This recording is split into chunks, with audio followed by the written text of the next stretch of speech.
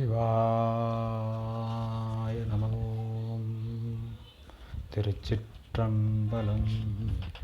தில்லை அம்பலம்.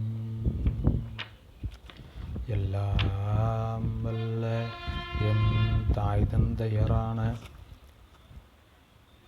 லோபமுத்திரை உடனமர் அகத்தியரப்பாவின் திருவடி வணங்கி, எம் குரு போகநாதரின் திருவுருள்வே வணங்கி, ஆதிசிவமான அருணாச்சலத்தின் உண்ணாமலையுடன் அமர்ந்த அண்ணாமலையாரின் திருப்பாதத்தை வணங்கி,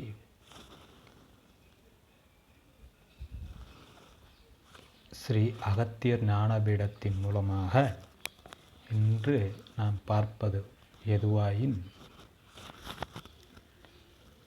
செவ்வாய் தோஷம் பார்ப்பது இப்படி, அதுக்கு எதெல்லாம் விதிவிலக்கு, அந்த செவ்வாய் தோஷத்துக்கு நிவர்த்தி என்ன, ஏன்னா இன்றைய காலகட்டத்தில் இந்த செவ்வாய் தோஷம் அப்படிங்கிறத பற்றி கொஞ்சம் சொல்லுங்கள் அப்படின்னு சொல்லி அன்பர்கள் கேட்டதற்கு நாங்கள் இதை நாம் இப்போ உங்களோட பகிர்ந்துக்கிறோம். அன்பர்கள் தயவு செய்து ஜோதிடத்தை நம்புபவர்கள் சற்று ஆழ யோசித்து பயன்படுத்துங்க. பார்த்ததெல்லாம் செவ்வாய் தோஷம், கேட்டதெல்லாம் செவ்வாய் தோஷம் அப்படிங்கிறத கடத்திட்டு, செவ்வாய் தோஷத்துக்கு மாப்பிள்ளை தேடுறேன் பொண்ணை தேடுறேன்னு வயது கடந்து பெண்ணுக்கோ ஆணுக்கோ திருமணம் செய்து அவர்களுடைய மனதை கெடுத்து விட வேண்டாம் என்பது அடியவனுடைய வேண்டுகோள். சரி, இப்போ செவ்வாய் தோஷம் அப்படின்னா, ஒரு ஆண் ஜாதகத்தில் 2ஆம் இடத்திலும் 7ஆம் இடத்திலும் இருந்தால் தோஷம், பெண் ஜாதகத்தில் 4ஆம் இடத்திலும் 12ஆம் இடத்திலும் இருந்தால் தோஷம், ஆண் பெண் ஜாதகத்தில் 8ஆம் இடத்திலும் 2ஆம் இடத்திலும் இருந்தால் தோஷம். ஆக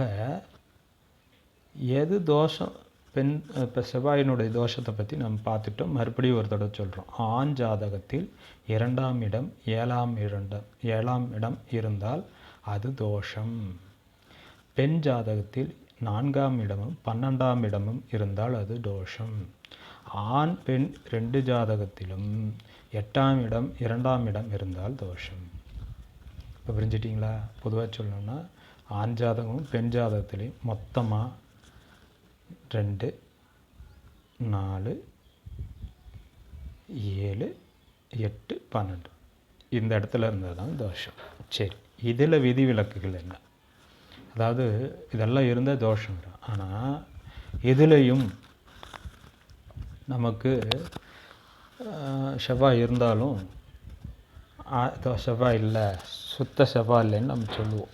அது எப்படி அப்படின்னு கேட்டிங்கன்னா, மிதுன ராசியும் கன்னி ராசியும் 2ஆம் இடமாகிய மிதுனம் கன்னி 2ஆம் இடமாகிய செவ்வாய் இருந்தால் தோஷம் இல்லை. அதாவது மிதுன ராசிலையும் கன்னி ராசியிலும் 2ஆம் இடத்துல செவ்வாய் இருந்தால் அது தோஷம் இல்லை. சரி, ரிஷபத்திலையும் துலாம் ராசியிலும் 12ஆம் இடம் செவ்வாய் இருந்தால் அதுவும் தோஷம் இல்லை. மேசம் விருச்சகத்தில் 4ஆம் இடத்துல செவ்வாய் இருந்தால் அது தோஷம் இல்லை. மகரம் கடகம் ராசியில் 7ஆம் இடத்தில் செவ்வாய் இருந்தால் தோஷம் இல்லை.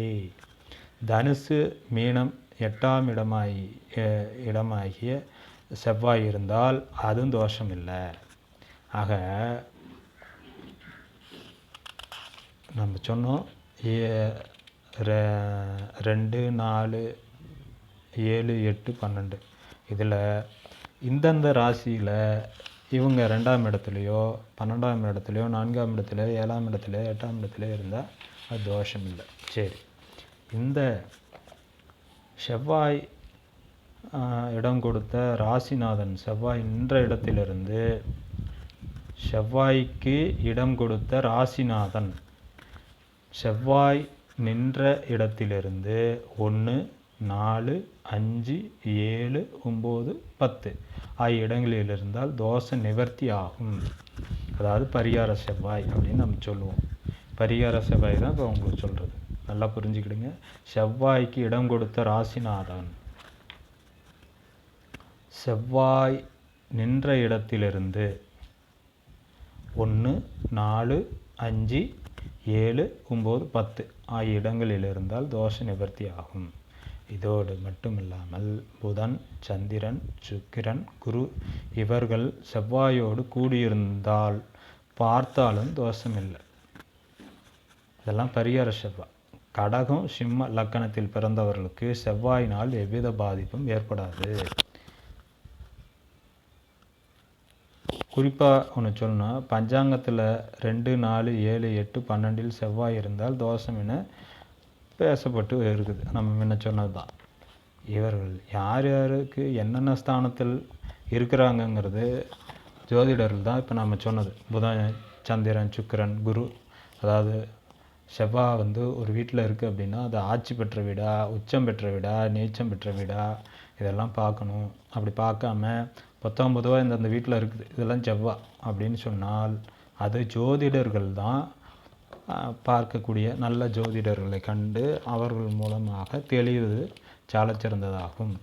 இப்படி எதையுமே தெரிஞ்சிக்காமல் பொதுவாக நாம்ளே ஒரு புக்கை எடுத்து பார்த்துட்டு இதுதான் அப்படின்னு சொன்னால் அது நிச்சயமாக செவ்வாய் தோஷம் அப்படின்னு நாம் உறுதி பண்ணிக்கிட்டா அதனால் யார் வாழ்க்கை கெடுதுன்னா நம்மளுடைய குழந்தைகளுடைய வாழ்க்கை தான் கெடும். அதனால் நீங்கள் தயவு செய்து அன்பர்களாகிய தாங்கள் நல்ல ஒரு முறைக்கு 2 முறை தெளிந்த ஜோதிடர்களை கொண்டு கணித்து அதன்படி நடப்பது சாலச்சிறந்தது, உகந்தது. மறவாமல் இதை பயணிங்க. நல்லபடியாக வாழ்க்கையை அமைச்சு கொடுங்க, அல்லது அமைச்சிக்கிங்க, நல்லாயிருக்கும்.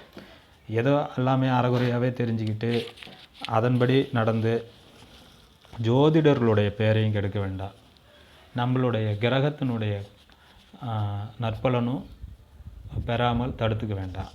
இன்னொன்று, நம்மளுடைய வாழ்க்கையான பொன்னான காலத்தை வீணடிக்காமல் நீங்கள் நல்லபடியாக சீர சிறப்போடு வாழணும்னு இறைவனிடம் வேண்டிக்கிட்டு, எல்லாம் வல்ல எமது தந்தை அகத்தியரப்பாவுடைய ஆசி எல்லாருக்கும் கிடைக்கணும், நன்மை அடையணும் வேண்டிக்கிறோம்.